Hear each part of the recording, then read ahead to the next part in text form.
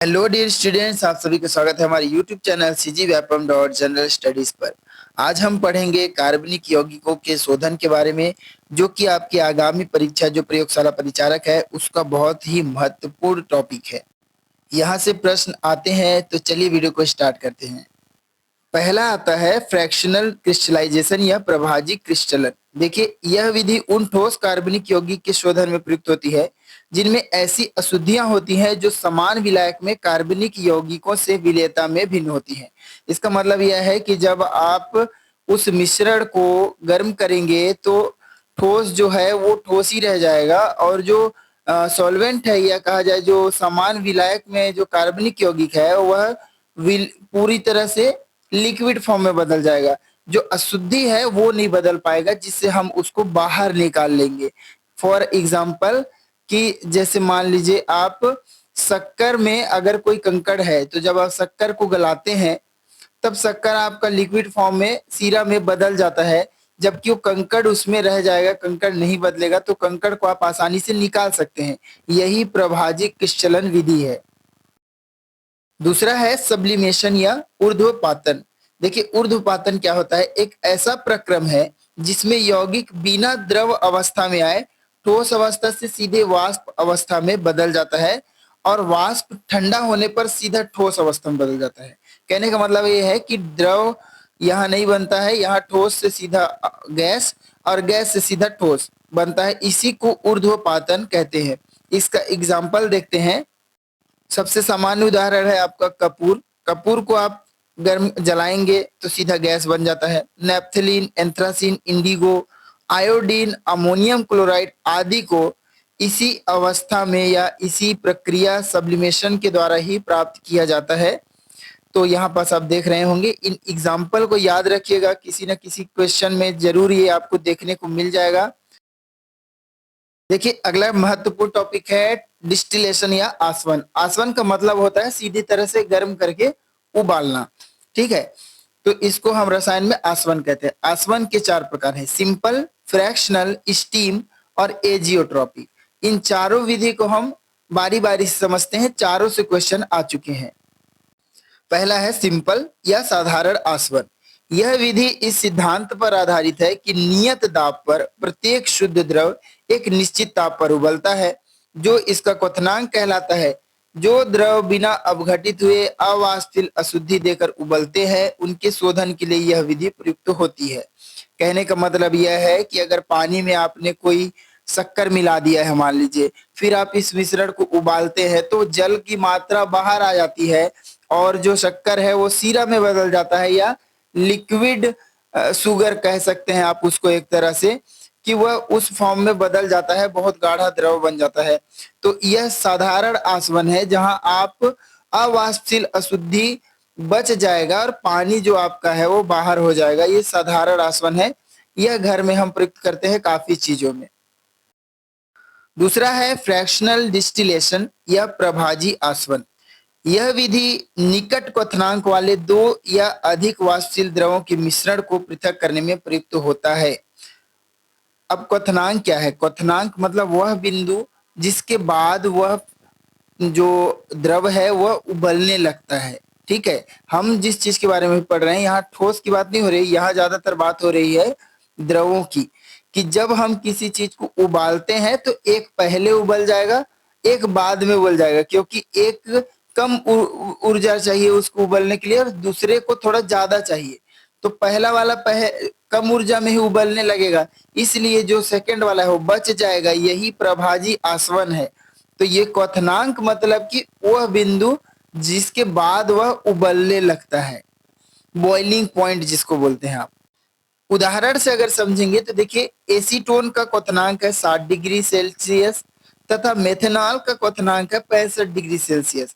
अब यहाँ पास जब हम इसको गर्म करते हैं और जैसे ही तापमान जो है 60 डिग्री सेल्सियस तक पहुंचता है, तो एसीटोन क्या हो जाता है? उबलने लगता है, उसका आसवन होने लगता है।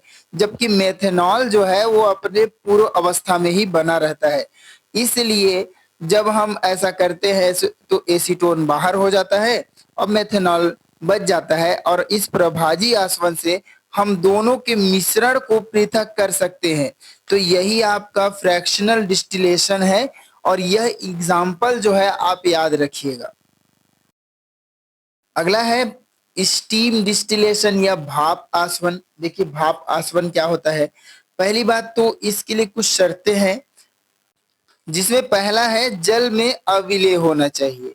मतलब जिस भी चीज को आप अलग करना चाहते हैं वह जल में घुलना नहीं चाहिए, अविलेय होना चाहिए, जैसे कि जल और किसी भी चीज का तेल हो गया।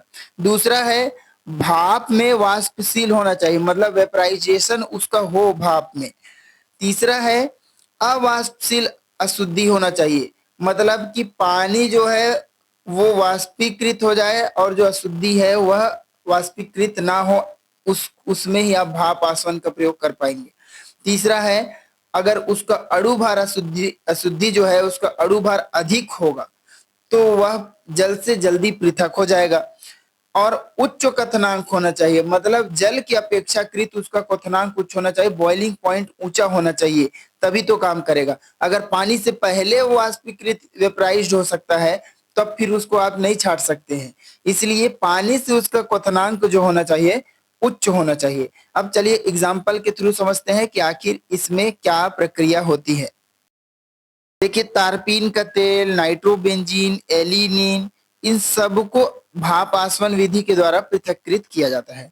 मान लीजिए तारपीन का तेल मैं लेता हूं और पानी में मिला देता हूं। अब इस मिश्रण को हम गर्म करते हैं। एक ताप होगा जहां पास जाकर पानी जो है 100 डिग्री सेंटीग्रेड पर उबलने लगेगा। अब वहां पास उबलने लगे, लेकिन जो तारपीन का तेल है ये 150 से 180 डिग्री सेंटीग्रेड पर उबलता है। तो मतलब कहने का मतलब यह है कि पानी पूरा भाप बनकर निकल जाएगा और अंत में जो हमारे जार में बचेगा वो सिर्फ तारपीन का तेल होगा। इस तरह से भाप आसवन में हम तारपीन के तेल को और जल को उबाल सकते हैं। अभी मैंने आपको बताया आप घर पे मत करने लगना, बिकॉज ये तारपीन का तेल काफी हाईली फ्लेमेबल है, बहुत जल्दी इसमें आग पकड़ सकता है। तो इस प्रक्रिया को आप करेंगे अगर तो आग लग जाएगा। इसीलिए इस मिश्रण को गर्म करने के लिए हम इलेक्ट्रिक साधनों का प्रयोग करते हैं। तो इस तरह से आप समझिए कि भाप आसवन जो है तारपीन के तेल और पानी के मिश्रण में, आप एग्जाम्पल समझिएगा कि तारपीन का तेल बच जाएगा और पानी जो है वो भाप बनकर निकल जाएगा, क्योंकि तारपीन का जो कहा जाए क्वथनांक है वो पानी से बहुत अधिक है। अगला है एजियोट्रॉपिक डिस्टिलेशन या स्थिर क्वाथी आसवन। स्थिर क्वथनांक का मिश्रण एजियोट्रॉपिक मिश्रण कहलाता है। कहने का मतलब यह है कि ये जो मिश्रण होता है वो एक दूसरे के क्वथनांक के आसपास होता है, बहुत ही पास। इनको स्थिर क्वाथी आसवन के द्वारा अलग किया जाता है। एग्जाम्पल आप समझ सकते हैं, एथेनॉल और जल का मिश्रण अगर 96% एथेनॉल ले लिया जाए और 4% जल ले लिया जाए तो इसी को हम स्थिर क्वाथी मिश्रण कहेंगे। और इनका आसवन करने का यही विधि है कि जब हम इसको उबालते हैं तब आपका एक विशेष मात्रा में ऊर्जा दी जाती है, तब कहीं जाकर ये दोनों पृथक होते हैं। ये थोड़ा सा कठिन और बहुत ही जटिल प्रक्रिया के द्वारा होता है। एथेनॉल और जल का मिलाना मतलब शराब में पानी मिलाना, जिसको पैक बनाकर लोग पीते हैं, वही एक स्थिर क्वाथी मिश्रण है। तो इस एजियोट्रॉपिक मिश्रण को अलग करने के लिए स्थिर क्वाथी आसवन का प्रयोग किया जाता है। बहुत सारे उपकरण लगते हैं तब जाकर इनको अलग किया जा सकता है। तो इस तरह से आई होप हर इस संकाय वाले, चाहे वो कला संकाय वाले हो चाहे विज्ञान संकाय वाले हो, इस चीज को समझ पाए होंगे आज जो हमने यहाँ पढ़ाया है। धन्यवाद पूरी वीडियो देखने के लिए। अगर आप नए हैं तो चैनल को सब्सक्राइब कर लीजिएगा। प्रयोगशाला परिचारक में जो भी क्वेश्चन आएंगे हमारे चैनल के थ्रू आपको मिलने वाले हैं। जिस तरह आबकारी में हमने 12 से 15 क्वेश्चन दिए हैं उसी तरह यहाँ भी आपको देखने को मिलेगा। धन्यवाद।